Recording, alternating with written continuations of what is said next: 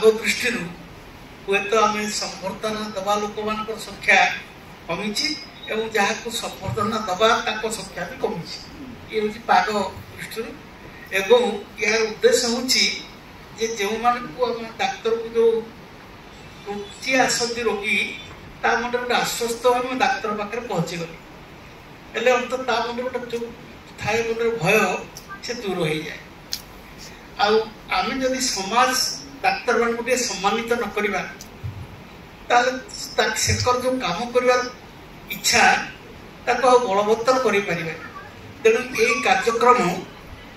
जे सरोज बहुत दिन धरी कर प्रति वर्ष यही दिन टी पालन करमी जनसाधारण जो मैंने चिकित्सा करके जीवन रक्षा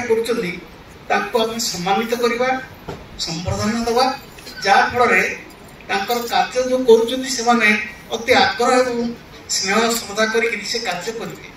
तेणु से दृष्टि से तो निजे करें सम्मान दवा कार्य आहरी सुगम और सरल हो यही उद्देश्य ये संबर्धना व्यवस्था कराए कथा समस्ते समाज डाक्तर मेन शिक्षक और डाक्तर मान को सम्मानित कर व्यवस्था अच्छी एवं से जी सम्मान आम कर समाज मंगल हो।